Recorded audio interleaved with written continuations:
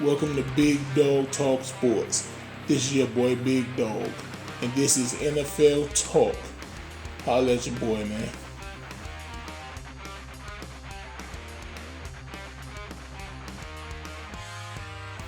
Alright, y'all, let's take a trip to Miami, Florida real fast. Let's talk about these Dolphins. Is it safe to say that the Dolphins are a legit threat this season? Now, I know it's only 8 games, still have another half a season left.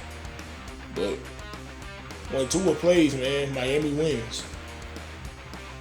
Now, he suffered that scary injury back on September 29th. He missed some games. The Dolphins lost. Tua comes back. Miami starts winning again.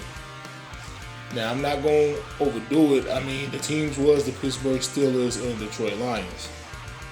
But what we're not going to do is act like he didn't beat the Baltimore Ravens and the Buffalo Bills. Question. Now, I know wide receivers don't really get considered for MVP, so I'm not going to expect that this year. But you can't tell me there's too many more players more valuable than Tyreek Hill in the NFL right now. In 8 games, he had 69 catches, 961 yards. He only has 2 touchdowns, but if you watch football, you know a threat like Tyreek Hill, defense gonna focus on him, man. He's just too fast. His speed and athleticism puts fear in the heart of defenses. The defense focus on Tyreek Hill, which makes life quote unquote easier for the other skill positions. With Tyreek Hill, man, you can't blink. If you blink, Tyreek Hill is gone. If you let Tyreek Hill get behind the defense, Tyreek Hill is gone.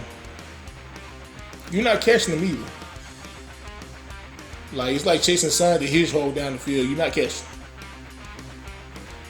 Like I said, realistically, I'm not expecting him in no MVP talks. You know. But I'm just saying, if they stay the course. The Dolphins as a team and Tyreek Hill as an individual, if they stay the course, man. Just saying, the Dolphins look real powerful. Let's hope Tua can stay healthy. The Dolphins are looking real powerful right now. Alright, y'all, so let's take a trip to New York. Saquon Barkley is back, and I love it. Now, I'm not a New York Giants fan, or Saquon Barkley's not my favorite player, but I'm happy to see a player like him recover from major injuries that really, held him back. I'm happy to see him recover from that and get to play up to his potential. He's looking close to his 2018 self. He had 779 yards and 5 touchdowns after the first 8 games. He's averaging nearly 5 yards a carry. He's powering the Giants to an unexpected 6-2 record. I'm happy to see this from Saquon Barkley. Shout out to him. Alright, since we talked about the New York Giants, let's just stay in the NFC East. Remember when the NFC East division was trash? Remember they was called the NFC least? It wasn't that long ago. Remember when Washington won the NFC East division and stole a playoff spot with a 7-9 record? We was calling the Redskins / football team whatever. Trash. Like a team that seemed to be in the playoffs. They fell into a division title. We used to call it the NFC least. Well, we ain't doing that in 2022. Philadelphia Eagles 7-0. The Cowboys and the Giants, they're 6-2. The Washington Commanders, they 4-4 now. They on a 3-game winning streak. NFC least? Nope. Right now, that division is the NFC beast. Alright, let's take a trip to the West Coast. Geno Smith. This dude has been playing great. Who's seen this coming? If you say that you did, I'm not going to believe you.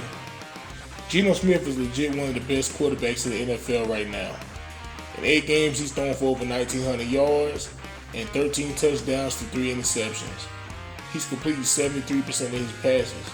And Seattle is first in the NFC West Division right now. It might get him MVP talks to keep it up. Like, remember we was all saying he was trash, man. We was like, man, he trash, man. Hey, Pete Carroll, I thought he was gonna be on the hot seat coming into the season. He probably was, but that seat cool now. Like, ain't no heat on that seat.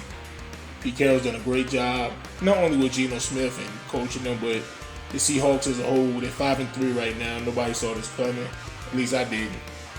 Shout out to the Seattle Seahawks and Geno Smith especially. All right, man. Let's go back to New York. But this time we're gonna talk about the Jets, who's 5-3 right now. If the Jets don't win another game for the rest of this year, they'll still have a better record than they did last season. Coach Robert Saleh has been doing a good job, even with terrible quarterback play. Zach Wilson, the quarterback play has been kind of bad. The AFC East has been pretty good overall, though. Of course, the Buffalo Bills, the top dogs over there. You have the Miami Dolphins, the Jets 5-3, and the New England Patriots, who's 4-4. So there's no team under 500 at this moment. But Robert Saleh, he's been doing a great job with the Jets, even with the terrible quarterback play. Alright, so the Indianapolis Colts let go of their offensive coordinator, Marcus Brady. I'm not mad at this at all because I don't know what he was doing, but I can tell you what he wasn't doing, and that was coordinating the offense. He might have been coordinating the offense, but he wasn't coordinating no good offense. So I ain't mad at this move at all. Alright, man, so let's go to the red and gold. San Francisco. Christian McCaffrey looking like a major player in Kyle Shanahan's offense right now. You know, he finally got a full week with San Francisco, and he looked like he just may be the perfect piece that was needed for that offense. I mean, he showed he's not just a double threat, he's a triple threat. He can catch the ball, of course, run. He can even throw the ball, too, if they want to do a little trickery here and there. The Niners have a bye week this week, which means Christian McCaffrey, who's been injury prone lately, he can rest. The rest of the squad can rest. They can heal up. They had a lot of players out, injuries. They get an extra week to heal up. A good amount of players expected to come back, like Drake Greenlaw. So the 49ers, man, if they can stay healthy, if Christian McCaffrey can stay healthy, ooh-wee, 49ers team, they're gonna be dangerous. Alright, man, we had the Detroit Lions trading tight end TJ Hawkinson to the Minnesota Vikings for some draft picks. I'm not surprised they've been trading them. It's a money move. But I'm surprised they traded him to a division rival. I know TJ Hawkinson is happy right now. He's coming right on time for the Vikings. Vikings lost their tight end, Irv Smith Jr., ankle injury. He might be missing 2 to 3 months. But I know TJ Hawkinson is like, thank the Lord. Lord, get me out of Detroit. Jesus, get me out of Detroit. Thank you. Or if he don't worship God, whatever he worships, he's thanking them to get out of Detroit. Alright, y'all, so that was this week's NFL Talk. Like, share, comment, subscribe. Big Dog out.